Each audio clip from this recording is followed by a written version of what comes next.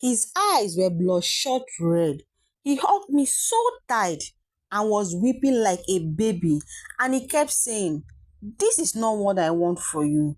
I am not that wicked. I know I am selfish, but not wicked. I am so sorry." I kept telling him it was okay. I was fine doing it just to make him happy. How can I be happy when I am putting you in bondage? Still weeping, he unwrapped me by himself. "Please, don't you ever do this again. You can smile to the whole world if you want. Your smile is not just for me, it's for you as well.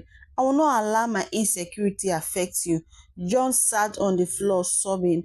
I knelt before him, wiping his tears, and I said, "I did this to show you I was committed to you.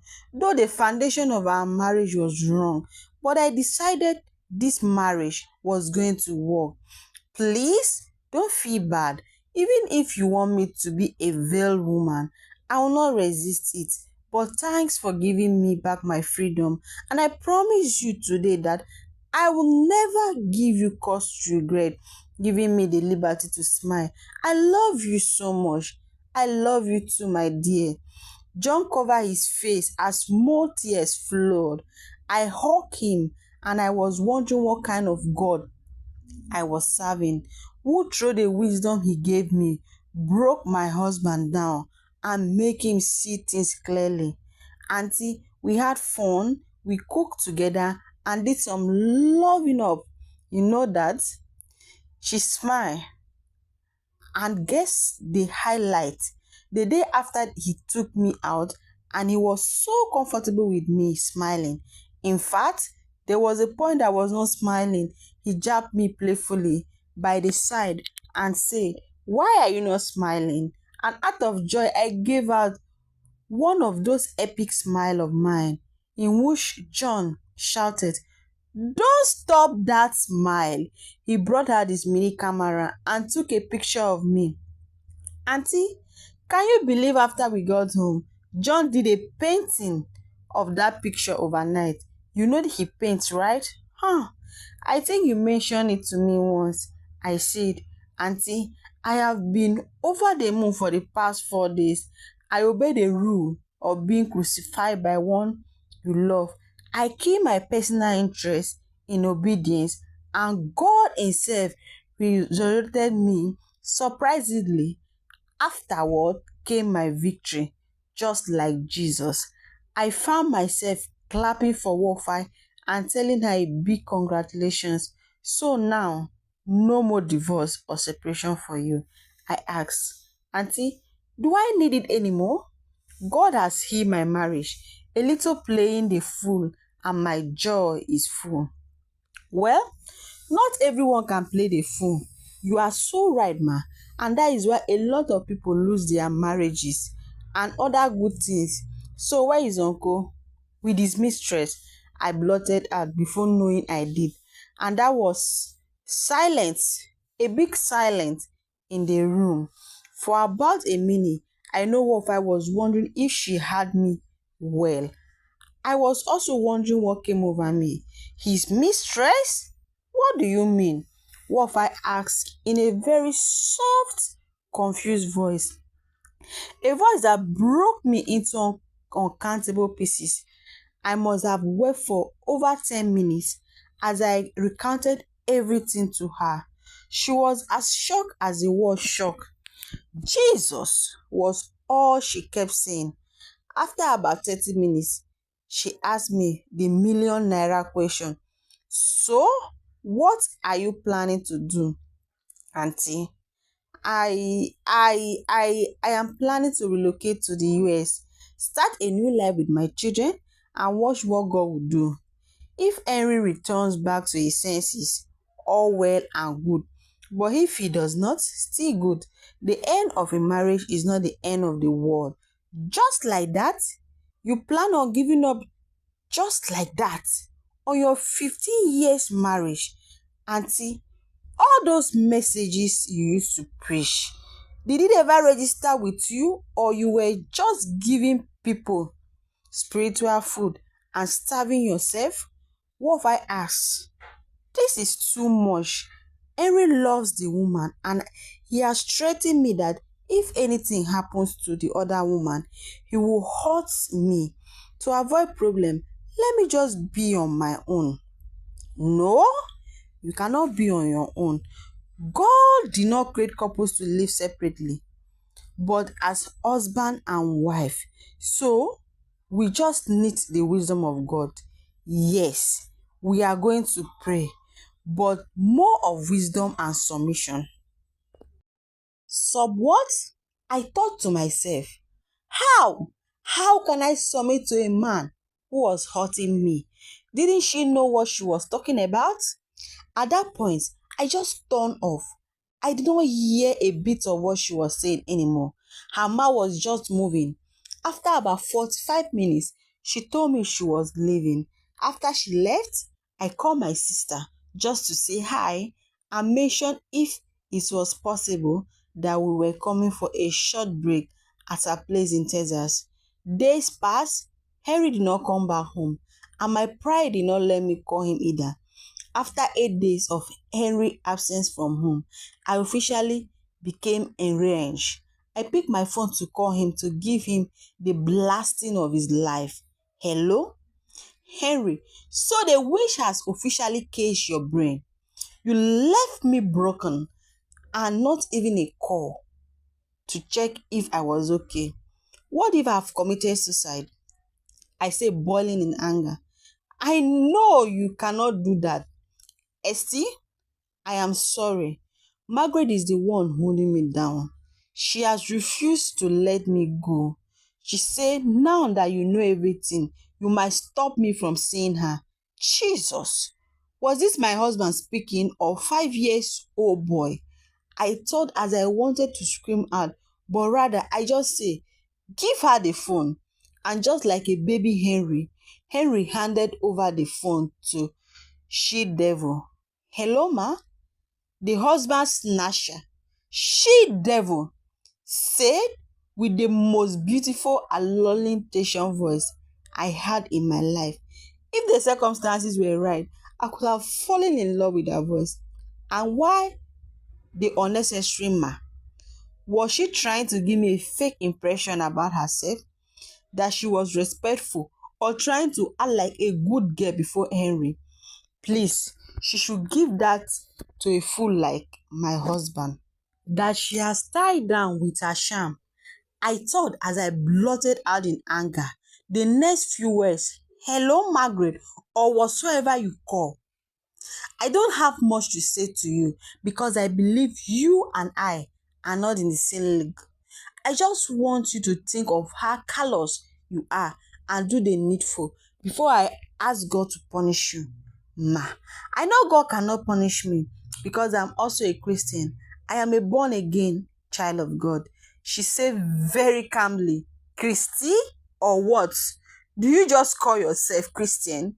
Please, what brand of Christianity is yours? The type that steal other people's husband or the one that supports polygamy? If that is it, then it must be a new brand from the pit of hell you practice. I said angrily, ma, the Christianity I practice is the very one you practice, the one Abraham, the father of faith, practiced that made him to have more than one wife. What? My tongue became automatically tied. The she devil continued, yes, the type David practiced and made him have more than one wife, and yet he was a man after God's own heart.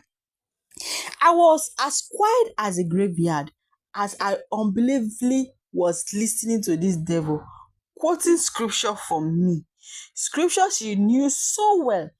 She cited so many scripture to me, backing up her points. Then, just like a dream, she said, ma, I am not a devil, neither am I an agent of darkness sent to destroy your home. I am just a woman who has found true love and is not ready to lose it. I am not asking you to leave your matrimonial home. All I ask is just a share of your husband's heart with me. I do not even plan on destroying your ministry. This can be our little secret. Nobody has to know. I just love Henry, and he is the first man to show my children and I genuine love after I lost my husband. Ma, God bear me witness that I am not using anything diabolical on Henry. We just love each other. And like I said, ma, I do not plan on taking him from you. We can share him, ma, and I promise to be a good girl. Please, ma, don't take him away from me because if you try, I may be forced to act back, she said very calmly, pleading. I had never been that tongue-tied in my life before. Hello, ma. Are you there? Hello? Henry took the phone from her. Hello? Hello? Esty baby? Hello, honey? I know you are there. Please don't do anything crazy, especially for the sake of the kids. I love you and God knows. But I also love Margaret too. So are you willing to share me with her? If you say yes, I will come home right away. I could not say no or yes. Or what do you think I should have said? Dig dong was the sound I was hearing in my brain. I could not even press the end button of my phone. All I did was to gently place it on the table beside me. It was official. I had lost my husband.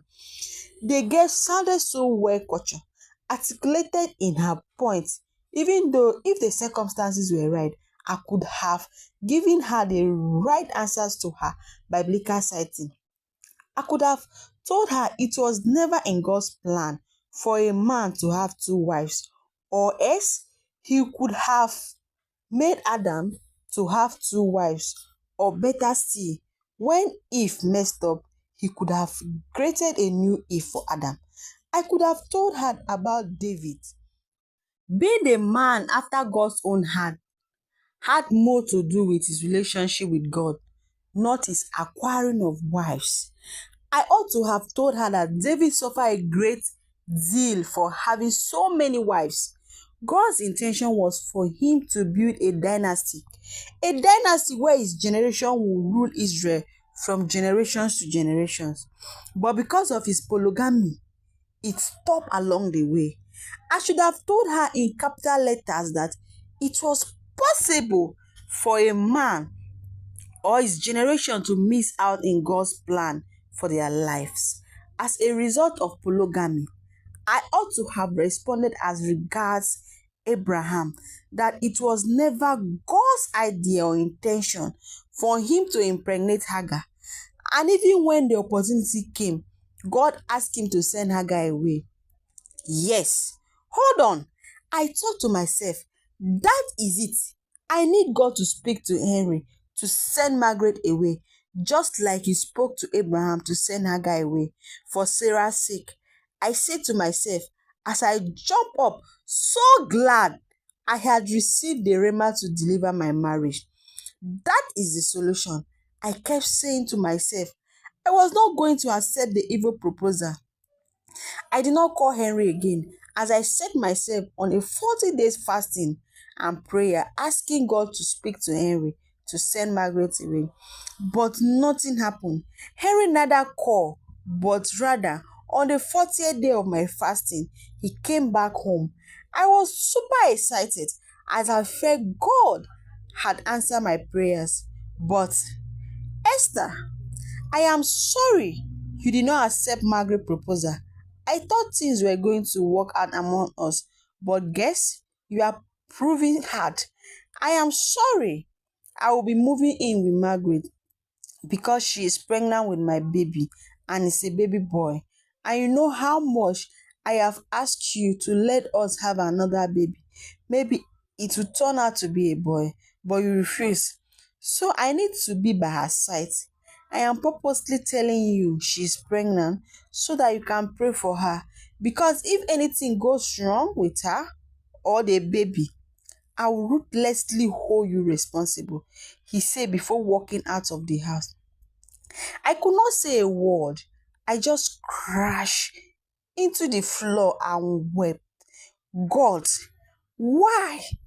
Why are you doing this to me? Please wake me if this is a dream. But unfortunately, God did not wake me up because it was reality. For another 2 months, I did not hear from Harry. I took the best step for me to avoid depression and untimely insanity that was knocking at my door very warmly.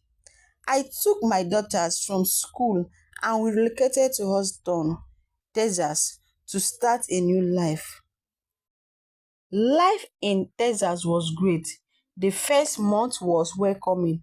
My sister and her husband, who were living in a two-bedroom apartment, told their kids to vacate their room to accommodate my children and I, which was their usual anytime we went visiting. For weeks, I hid my relocation plans from them. Even my daughters did not know we were relocating. All I told them was we were going to Texas for a short break. I did not hint them on what was going on with their father. I just told them I needed a break, and since that was not the first trip to Texas, they did not suspect any foul play. However, while it was about the sixth week, I started hearing my brother-in-law and my sister arguing behind closed doors. I did not want it. It was about until when my brother-in-law confronted me about it around the eighth week, that is the second month. Auntie Esther, my wife and I are just managing, and it's unlike you to come to Texas and spend 2 months. We are running low on cash. What's up? Are you planning to relocate? You know how blunt Nigerians who live in America can be. Well, I say, why trying to find a convincing answer? Auntie Esther, I just want the truth, Richie said. My husband and I are having it rough. So yes, I am thinking of relocating. I guess as much it's unlike uncle. He would have called to thank us for hosting his family. He said, Auntie, I think you should go back to Nigeria and sort things out because living in America as a single mother with two daughters is not easy. For starters, we will not be able to accommodate you for long because even as we speak, the bigs are way too much. I can't always support in the biz like I did when I first came in from Nigeria. At least I gave your wife $1,000 to support during my stay. Auntie, we have exhausted it. You know how things are here. The mortgage, he said. Oh, okay, Rishi. What do you want me to do? If you plan on staying in America, I am sorry, auntie, you might need to start looking for your apartment, possibly get a job. But my best advice is for you to go back to Africa because even we that are established here, we wish we could return home. But the shame of going back to Africa with visually nothing is what is keeping most of us here. Imagine me, Rishi, a first class graduate of microbiology, working in a car wash, washing cars in Texas. Auntie, think very well about what you are about to do. He said, I followed the most convenient option and used my hard-earned money, my savings to be precise, to buy a house in Texas. I am sure you know what it costs to buy a house in America. It was my life saving, but my thought was if accommodation was settled, every other thing was secondary. I had little or close to nothing left. My daughters began questioning why we were not returning to Nigeria and why dad had not joined them for the holiday, as I initially said. I told them dad was executing a project in an area where there was no network coverage. They believed that because it was not out of the norms. As regards staying in America, they were excited as their fantasy of attending college in America was going to come to pass. All thanks to all the Hollywood college movies and series they had watched on TV. So this was going to be living their American dream. What if I kept calling me to return back to Nigeria, but I kept telling her I was thinking about it. The day I bought my house in Houston, I called her very excited to share my good news with her. But she say, why waste all the money in buying a house for yourself when you have a home you need to save in Nigeria? A house in America can never be a home. If the major ingredient is absent, your husband is not in that house. If your husband was dead, it would have been understandable. Auntie Esther, what is happening to you? My heart breaks every day knowing you are going far away from God's ordained plan for your life. It's all over the news. People are asking about you as you have been missing all the program you were invited to. Also, your disappearance from the scene has given the mistress the boldness to come out. She and your husband now walk hand in hand in public, and people are asking questions as to who she is. I hung up on Wi-Fi. I did not want her to damn my spirit anymore. Then it was. My mind was made up. I was going to make America my new home.